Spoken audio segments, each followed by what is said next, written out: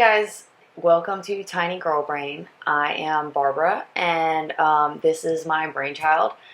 I just kind of want to take a moment to introduce myself and let you know what TinyGirlBrain is all about. So, I'm from Alabama, and I have a Bachelor in Histories and a Master in Public Administration. And so I'm really interested in government and history and politics and all of that kind of stuff, but I use neither one of my degrees because I work in a photography company. So I mostly just take pictures and work in the office and do administrative work and things like that. But I started this so that I can work on the history and government and politics aspect that I feel like I'm missing on the other side. So hopefully you find this interesting and useful and like what you see. I named it TinyGirlBrain because people have told me my entire life that I shouldn't be interested in the things I'm interested because I'm a girl, because I can't understand. Girls can't get that far because we're too emotional, irrational, not logical, whatever. And I'm here to prove that that's not necessarily true.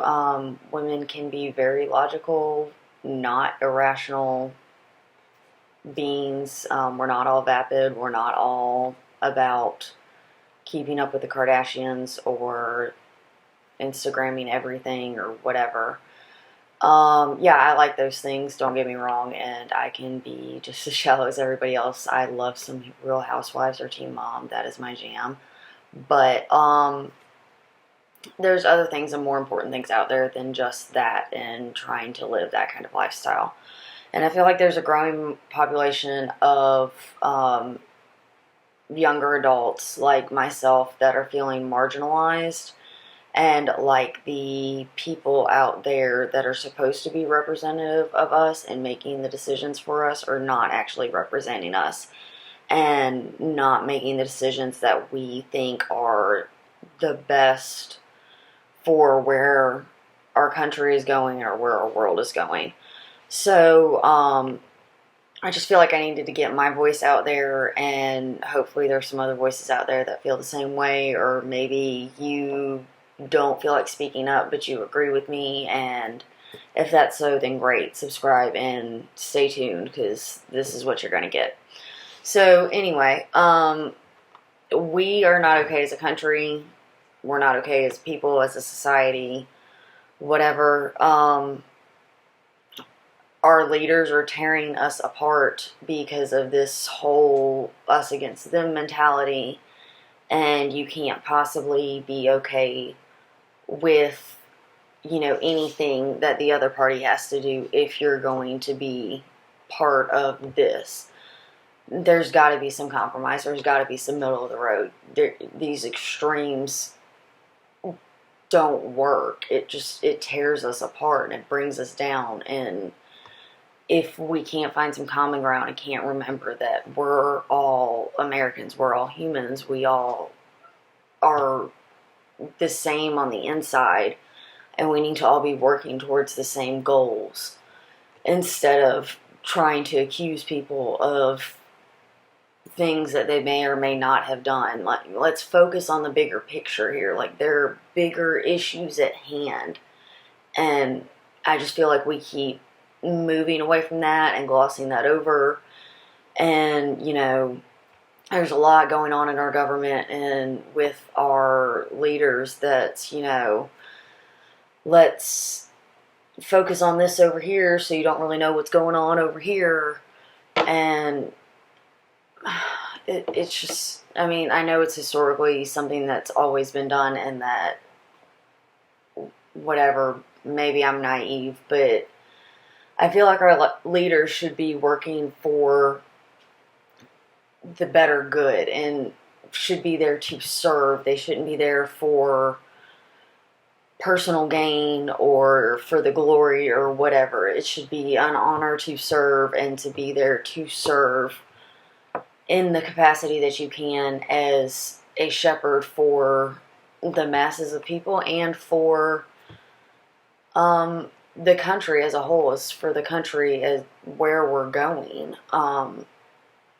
we need to have a little bit more heart and compassion and common ground and understanding, and a little bit less of accusing and hate and just negativity. It's just, a little bit more Mayberry, a little bit less whatever else we've got going on. That's really what we need. We need to own our crap. Like, we really need to own our crap. We need to own the fact that we're not okay, that there are things in our country that we should not be okay with, that everybody seems to just go along with because, yeah, but we're not supposed to be this way. We're not supposed to be working this way. You can see the cracks in the society as to the fact that it's not supposed to be this way. And if we keep continuing on and don't do something to course correct, then there are going to be major issues down the line. Not all doom and gloom and all of that kind of stuff. Just you can look at history and understand that, and we can discuss that at a further date. If you are interested, let me know. I'll probably bring it up whether you want to hear about it or not. But yeah, so that's a big thing. And then also the mental health state of our country. I believe that a lot of the mass shootings and public violence displays and whatever, which are absolutely awful and terrible and should not be happening, a lot of that has to do with the mental health state in our country, and people are not getting the mental health care that they need for various reasons. They either can't afford it, people don't necessarily notice the signs, people aren't educated on what they should be noticing, whatever, and people are too busy in their phones or faking happiness in their own lives to understand that somebody else is going through an awful time. But anyway, it's not okay, and that's part of what our problem is. And, you know, the tearing each other apart aspect of it is not helping that either. They say there was a study done about the stress and anxiety of people, and generationally speaking, and supposedly our parents were like twice as stressed as their parents, and we're twice as stressed as our parents are. So we're like 4 times more stressed than our grandparents, and our kids are going to be like 8 times more stressed or something. That's a whole lot of stress. Like, that's a lot to deal with, and, you know, anxiety and everything else. And so it's just, we really need to think about other people, not necessarily putting other people before ourselves, but, you know, you never know what somebody else is going through. You don't know what other people have going on inside or what they're dealing with. And you may have had a really crappy day, but, you know, maybe they did too, and your crappy day may not even remotely compare to what they've got going on inside. So just think about it for a moment. Ponder that, think about some of the bigger issues in life, and try to be a little bit more positive, or spread a little bit more light, or at least try not to ruin somebody's day. Yeah. So lastly, I guess what we'll talk about is your lesson for today.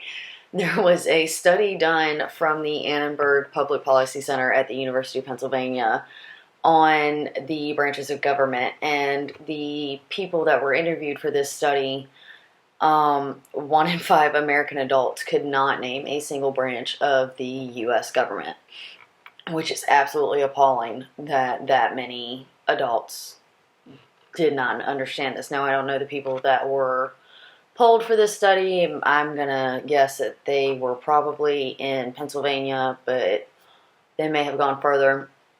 But so if you think about this on a larger scale, if 20% of the population doesn't know a single branch of the U.S. federal government, then that's 65 million people in America. 65 million adults in America don't understand a single branch of the U.S. government, and yet they have voting rights and can vote for people in 2 branches of the government.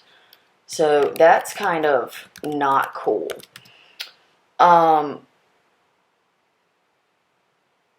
25% of the people that were studied could only name one branch of the government.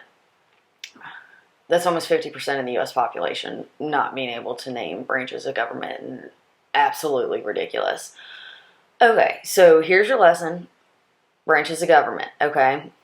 First branch, legislative branch. That's your Congress, your Senate, your House of Representatives. Congress is a bicameral legislature. That's what our country is based off of, is a bicameral legislature. We can talk about the history of the legislature and why we have a bicameral legislature, where that comes from, all of that good stuff. If you're interested, let me know. Once again, we'll probably talk about it anyway, but stay tuned. So legislative branch, branch 1. Branch 2, judicial, Supreme Court. Okay, yeah. Branch 3, executive, president. Okay, explanatory. Legislative, judicial, executive. And exchange the order, doesn't matter. Those are the 3. Executive, legislative, judicial, judicial, legislative, executive, doesn't matter. All the same. Equal checks and balances. Again, we can discuss at a later date. These are things that are important.